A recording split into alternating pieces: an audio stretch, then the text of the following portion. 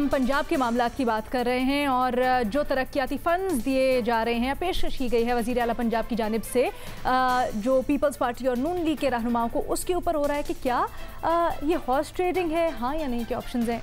Comment Babar Sattar साहब, एक तो इस सवाल पे जवाब, दूसरा जो मज़हर अब्बास साहब ने चौधरी निसार वाला पॉइंट उठाया है, अगर मैं सही हूँ और याददाश्त मेरी सही है तो कुछ केस भी शायद चल रहा था चौधरी निसार साहब की वोट टेकिंग के ऊपर। देखिए, पहले तो मैं भट्टी साहब की तसल्ली के लिए ये कहना चाहूंगा कि जो लोग कह रहे हैं कि हॉर्स ट्रेडिंग शायद हो, उन्हें बुज़दार साहब पे बिल्कुल शक नहीं है, भट्टी साहब की पार्टी पे शक है। सो कोई भी ज्यादा क्रेडिट नहीं दे रहा बुज़दार साहब को, वो तो खुद भी बेचारे, उन्हें फंसा दिया गया है जिस काम में, वो पता नहीं कितनी तकलीफ में होंगे। देखिए, अगर हम असूल की बात करें तो दोनों तरफ असूल है। एक असूल ये है कि आप अपने कॉन्शियंस के लिहाज से काम करेंगे। एक पॉलिटिकल पार्टी का अगर वर्कर है या एक मेंबर है तो कानून में, आइन में 2-3 दिए हुए हैं ग्राउंड्स जिसके ऊपर आप उसे निकाल सकते हैं। उसमें से एक ये है कि आप कोई दूसरी पार्टी ज्वाइन कर लें, आप नो कॉन्फिडेंस मोशन में अपनी पार्टी के खिलाफ वोट करें, आप मनी बिल में अपनी पार्टी के खिलाफ वोट करें, किसी कॉन्स्टिट्यूशनल अमेंडमेंट में पार्टी के खिलाफ वोट करें। तो ये चीजें आइन में लिखी गई हैं। इस बेसिस के ऊपर के एक एमपीए जाके चीफ मिनिस्टर से, क्योंकि कंसेप्चुअली अगर आप सोचें तो आपकी एक लेजिस्लेटिव बॉडी है, एक आपकी एग्जीक्यूटिव है, एक जुडिशरी है, ये हमारा स्टेट का स्ट्रक्चर है। सो अगर एक लेजिस्लेचर का आदमी एक एग्जीक्यूटिव के आदमी से, जो चीफ एग्जीक्यूटिव है सूबे का, उससे जाके मिलता है और अपनी कंस्टिट्यूंसी के जो इश्यूज हैं वो उसे जाके बताता है, क्योंकि एग्जीक्यूटिव का काम है इम्प्लीमेंट करना, जो भी कानून भी है, बाकी चीजें भी हैं, तो इसमें आप किस चीज के उसे ब्लेम करेंगे? जाहिर है जाके एग्जीक्यूटिव से ही काम करना है ना। रोज हमारे एमपीएस, हमारे एमएनएस, आपके डीसी, कमिश्नर, ऊपर तमाम लोगों के साथ राब्ते करते हैं अपने काम करवाने के लिए। सो उसी पीडी की टॉप के ऊपर चीफ मिनिस्टर बैठा हुआ है, अगर आप उसे जाके बता रहे हैं तो इसमें आप ना कानूनी तौर पे ना कंसेप्चुअली आप इसे मेरा ख्याल है क्रिटिसाइज कर सकते हैं। प्रॉब्लम कहाँ पे आती है? प्रॉब्लम हमारी हिस्ट्री की है। आज अगर होते न्याजी साहब तो फिर कुछ छांगा मांगा की बात छिड़ती कि किसने किया किसने नहीं किया, उस पर हम हमेशा बहस करते रहते हैं। तो एक हमारी तारीख है, छांगा मांगा से बहुत पहले स्टार्ट हुई होगी, और ये संजरानी मॉडल तो हमने अभी रिसेंटली देखा, अभी संजरानी 2 पार्ट 2 भी हमने देखा कि जिसमें बज़ाहिर जितनी पार्टीज थी वो उनके अगेंस्ट थी, लेकिन फिर भी वोट ऑफ कॉन्फिडेंस वो जीत गए।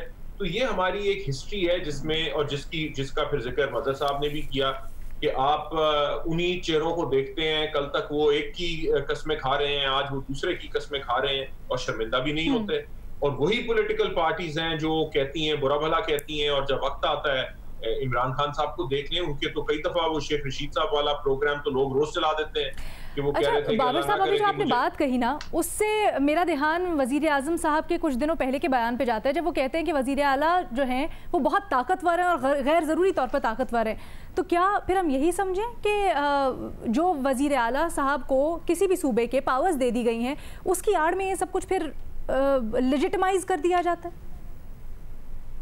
अगर आपको बुज़दार साहब ताकत का मंबा नजर आते हैं तो देखिए फिर हालात हमारे जितने हमें लगता है खराब है, उससे बहुत ही ज्यादा खराब है सर। लेकिन अथॉरिटी तो उनके पास है ना, बेशक इम्प्लीमेंटेशन कहीं और, लेकिन अथॉरिटी तो उनके हाथ में है। ही कैन ऐड और सब्ट्रैक्ट,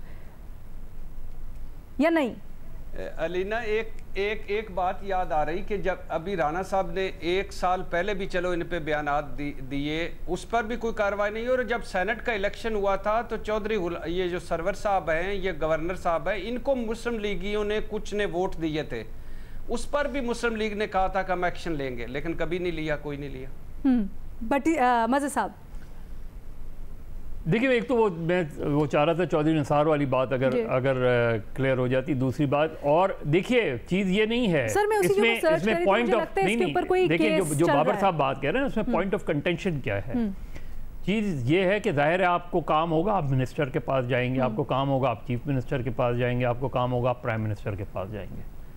इम्पॉर्टेंट बात यह है कि अपनी लीडरशिप को कॉन्फिडेंस पे लेके गए नहीं लेके गए। दूसरी इम्पॉर्टेंट बात यह कि अगर वो एमपीए जाके ये कहे कि ये आज का चीफ मिनिस्टर शहबाज शरीफ से ज़्यादा बेहतर चीफ मिनिस्टर है, यहाँ आती है कुछ कुछ गड़बड़ नज़र आती है कि आपकी वफादारियाँ तब्दील हो रही हैं, क्योंकि आपको ये कहने की ज़रूरत नहीं है। आप ये तो कह सकते हैं कि आपका काम हो गया, आपको डेवलपमेंट फ़ंड जारी हो गए, लेकिन हमारे यहाँ डेवलपमेंट फंड जारी नहीं होते हैं, जारी करवाए जाते हैं, उसके सियासी मकासद होते हैं, जिसको इमरान खान एक मरतबा करप्शन की जड़ कहते थे कि ये करप्शन की जड़ है। लेकिन मजहर साहब ये एक फिक्र ही तो वो डेवलपमेंट फंड दिलवा गया कि ये बेहतर वजीर आला हैं। हाँ बस यही मैं कह रहा हूँ। नहीं, लेकिन अभी मैं चौधरी निसार वाली बात चाह रहा था कि अगर बाबर साहब सिर्फ मैं एक चीज अलीना कहूंगी, जी महमूद बिल्कुल सिर्फ इसमें हाँ चौधरी जो पीटीआई के निसार की क्या बात थी कि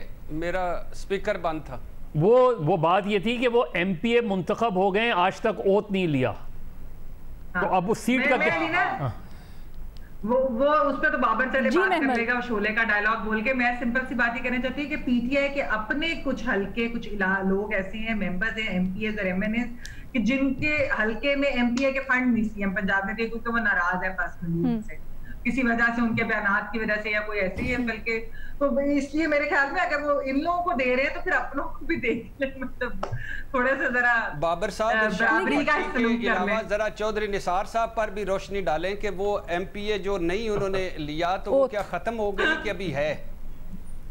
देखिए मैं डिटेल्ड केस लॉ तो नहीं मैंने इस पे देखा हुआ, लेकिन एक बात यह है कि आप किस वक्त आपकी डेट इन ऑफिस क्या होती है जिस दिन आप ओथ लेते हैं। मदर साहब ने बिल्कुल ठीक बात की, भले आप जज हो, भले आप प्राइम मिनिस्टर हो, भले आप मेंबर असेंबली हो, जब आप ओथ उठा लेते हैं उस वक्त आप ऑफिस एंटर करते हैं। सो चौधरी निसार साहब ने तो ऑफिस एंटर किया ही नहीं।